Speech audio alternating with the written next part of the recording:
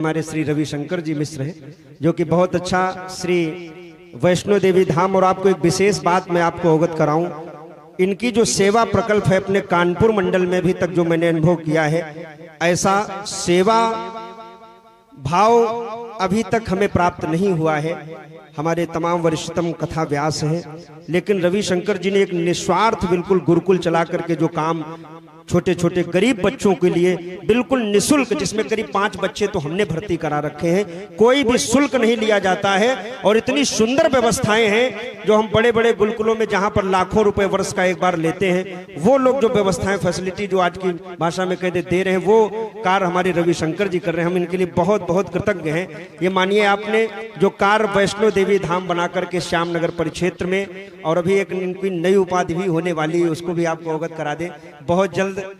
चलो वो बताएंगे नहीं, वो हम बहुत अच्छे ढंग से आपको परिचित करा देंगे, क्योंकि हमारे बहुत करीबी हैं। हम लोग लगातार वार्ता करते रहते हैं, ऐसा कोई दिन ना हो जब वार्ता न हो। तो हमारे रविशंकर जी पधारे हैं, और इस गांव के भी कई ऐसे विद्यार्थी हैं जो इनके गुरुकुल में हमने भर्ती कराए। वहां पर बड़ी अच्छी शिक्षा, 1 वर्ष के अंतराल में बड़ी अच्छी रुद्री का पाठ आदि आदि जो कर्मकांड क्षेत्र से जुड़े हुए हमारे अमन भैया वहाँ अध्यापन भी करते हैं, और हमारे आशीष भैया भी वहाँ अध्यापन करते हैं खाली समय में। और ऐसे ही कुछ भावनाएं हमारे अंदर भी हैं कि भविष्य में उनको हम समाज तक लाएं। रविशंकर जी ने जो समाज के लिए जो किया है, मैं उसके लिए एक बहुत बड़ा गौशाला बना दिया, जहां बिल्कुल गायें, जो बिल्कुल दीनहीन गायें, उनकी निस्वार्थ सेवा, किसी से कोई एक पैसा नहीं, कोई अभिभावक से एक धन नहीं लिया जाता है कि आप 1 रुपए यहाँ दीजिए आकर के। और इतनी समुचित भोजन की वो अच्छी व्यवस्था जो प्राय हम लोग देखते नहीं, ऐसा ऐसा भोजन हमने वहां जाकर के किया साथ में बैठ करके, तो हमें लगा कि नहीं बहुत अच्छी व्यवस्था है। हमारे रविशंकर जी भी पधारे हैं, हम चाहेंगे 2 शब्द आपके द्वारा भी समाज के लिए प्रेषित हों, और हम सभी के लिए वो बड़े अच्छे कारगर साबित हों।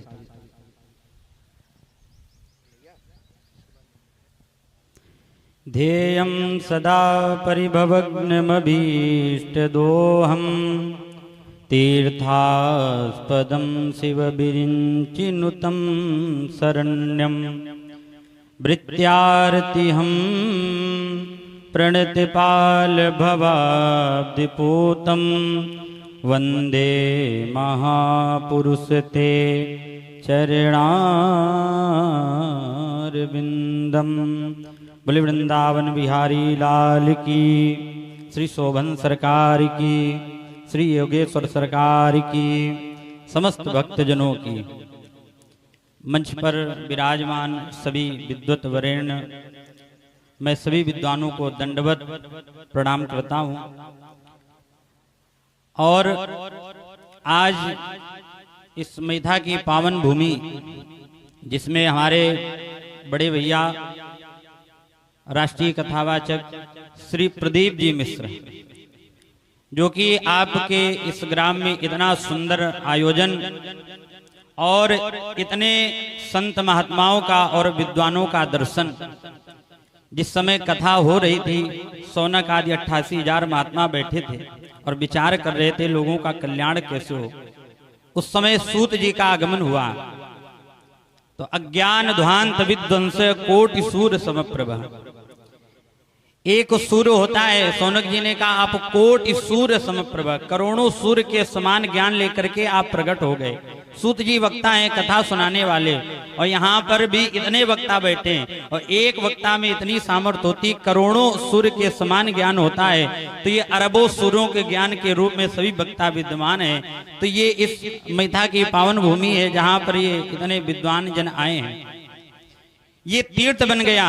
आप सभी यहाँ पर भक्तजन बैठे हैं, यत्रैव गंगा यमुना त्रिवेणी। आप किसी तीर्थ में जाते हैं तो एक तीर्थ में जाएंगे, गंगा जी में जाएंगे तो गंगा स्नान का फल होगा, दान का फल होगा, यमुना जी में यमुना जी का फल होगा, वृंदावन में वृंदावन का फल, बद्रीनाथ में बद्रीनाथ का। पर जहाँ पर ऐसे संत महात्मा और ऐसे आयोजन, ऐसी मंदिर की प्रतिष्ठा, जहाँ कथा हो, वहां पर जाने से बोले एक तीर्थ का नहीं, यदि आप सत्संग में चले गए तो सारे तीर्थों में जाने का फल आपको प्राप्त हो जाता है। ये ऐसी पावन भूमि इस समय बन गई। यत्रैव गंगा यमुना त्रिवेणी गोदावरी सिंधु सरस्वती चा सर्वाणि तीर्थानि वसंति तत्र यत्राच्युतोदार कथा प्रसंगा। जहां पर भगवान की कथा हो। तो देखिए हम सभी का कार्य है जगह जगह जाना, कथा करना और हिंदुत्व को बढ़ाना। ये जो चर्चा हो रही है, समाज में चर्चा हो रही है, ये तो सब सूर्य हैं और मैं दीपक की तरह हूं, मैं क्या बोलूं। और सूर्य के सामने दीपक कितनी देर टिकता है ये तो आप लोग जानते हैं, कितनी रोशनी होगी उस दीपक में। परंतु ये जो चर्चा हम लोग कर रहे हैं, ये समाज में चर्चा हो रही है, तो हिंदुत्व के लिए, सनातन के लिए चर्चा हो रही है। और इसमें जरूरी ये है कि हम सभी का कार्य है कि हम सनातन को जागृत करें। जागृत है स्वयं में, हम खुद सुधरें और अपने भाई को सुधारें। वो घर के अंदर ही सुधारना चाहिए। और समाज को, जब हम समाज में चर्चा करें तो समाज को एक दिशा देनी चाहिए, ये हमारा मानना है व्यक्तिगत। देखिए, हिंदू जब सोता है तो इतिहास बदल जाता है, और हिंदू जब जागता है तो भूगोल बदल जाता है। हिंदू कोई कमजोर नहीं है, और सनातन ही पुरातन है, इसके अलावा कोई धर्म है ही नहीं इस धरती पर। जो लोग कहते हैं ये धर्म, वो धर्म, ये धर्म, तो हम धर्म की चर्चा कर रहे हैं। कोई हमको बताए आकर के कि कोई धर्म है। भागवत जी में एक वर्णन आया पंचम स्कंद में श्री ऋषभ देव जी महाराज का, तो जैन धर्म के प्रवर्तक हुए हैं, पर वो भी सनातन के अंतर्गत ही है। तो सनातन ही पुरातन है, कोई धर्म नहीं। कोई कहता ये धर्म है, कोई कहता ये धर्म है, कोई कहता ये धर्म है। तो उनसे आप पूछिए कि आपके धर्म की आयु कितनी है, तो कोई बताएगा 1000 वर्ष, कोई 500 वर्ष, कोई 200 वर्ष, कोई 1500 वर्ष, कोई 2000 वर्ष, और थोड़ा बहुत मान ले अधिक, पर इससे ज्यादा किसी की सामर्थ्य नहीं है कि वो ये बता सके कि हमारे धर्म की इतनी आयु है। पर किसी से आप पूछो कि सनातन की कितनी आयु है, तो कोई नहीं बता सकता इसकी कितनी आयु है। सनातन तो जब से है, जब से ये सृष्टि उत्पन्न हुई है, तब से ये सनातन है। जब तक ये सृष्टि रहेगी तब तक ये सनातन रहेगा, इसको कोई समाप्त नहीं कर सकता है। ये सनातन सदैव रहेगा। बस अंतर इतना है कि हम लोग बदल गए, हिंदू बदल गया, हमारे अंदर हिंदुत्व की कमी हो गई। एक सिख होता है जो पगड़ी लगाने में नहीं शर्माता है, एक मुस्लिम होता है जो टोपी लगाने में नहीं शर्माता है, वो लगाता है, 4 बार नमाज पढ़ता है। सब अपने अपने जो पंथ है उसका पालन करते हैं। धर्म एक है, मूलम विष्णु देवानाम यत्र धर्म सनातना, सनातन के अलावा कोई धर्म नहीं। पर शर्म की बात यह है कि एक हिंदू ऐसा है जो चंदन लगाने में शर्माता है, धोती पहनने में शर्माता है, शिखा रखने में शर्माता है। बताइए कैसे कल्याण होगा। हमारी आवाज दूर दूर तक जा रही है, आप लोग सुन रहे हैं। हमारे घर बड़े हो गए, बंगला बड़ा हो गया, पर रहने वाले कम हो गए। मोबाइल स्मार्ट हो गया पर विवेक कम हो गया। मोबाइल तो बात हमारे पास स्मार्ट हो गए, बड़े बड़े मोबाइल लेकर घूम रहे हैं, परंतु विवेक हमारे अंदर कितना रहा, विवेक की कमी हो गई। और विवेक मिलता कहां से? आज ये देखिए, आप विचार करिए, क्या जितने लोग बैठे हैं, क्या इतने लोग इस मैथा में रहते हैं? हमारे भैया ने कितना प्रचार किया है, पूरा कानपुर, पूरा प्रदेश जान रहा है। और जितने आप बैठे हैं उतने यहाँ विद्वान आ गए। यही हिंदुत्व में कमी है। लोगों के यहाँ लड़ाई हो जाए पूरे एक हो जाते हैं, एक भारत में बात हो जाए पूरे देश उठ करके खड़े हो जाते हैं मुस्लिम कंट्री के। और हिंदुओं की जब बात आती है तो कहता पड़ोसी मारा जा रहा, मैं क्यों जाऊं, खुद भुगतेगा। लाखों रुपए भैया ने खर्चा कर दिया, फिर भी आप जागे नहीं। बस यही हिंदुओं की कमी, आपको जागना होगा। किसी के घर में विवाह हो आप मत जाइए, किसी के घर में मुंडन हो आप मत जाइए, किसी के घर में कोई आयोजन हो मत जाइए। पर जब बात हिंदुत्व की आ जाए, जब बात भगवान की आ जाए, और जब बात संत महात्माओं और अपने भाई ब्राह्मण क्षत्रिय वैश्य शूद्र किसी की आ जाए, तो एक साथ मिलकर के खड़े हो जाना। किसी की औकात नहीं तुमको आंख उठा करके देख ले। आप एक तो हो, पर हमारे अंदर कमी का, हमारे अंदर एकता नहीं है। और जिस दिन हम एक हो जाएंगे, अनेक हो जाएंगे। हाथ खुला है, 5 उंगली अलग है, और जिस दिन हम मुट्ठी बंद करेंगे तो हाथ एक हो जाएगा। तो इसलिए आप एक होइए, अनेक नहीं। हमको अपने भाइयों को त्यागना नहीं है। हम हिंदू हैं, सनातन के हैं। ब्राह्मण क्षत्रिय वैश्य शूद्र, ब्राह्मणोस्य मुखमासीद बाहु राजन्याकृता ऊरु तदस्य जद वैश्या पदव्यागुं शूद्रो अजायत।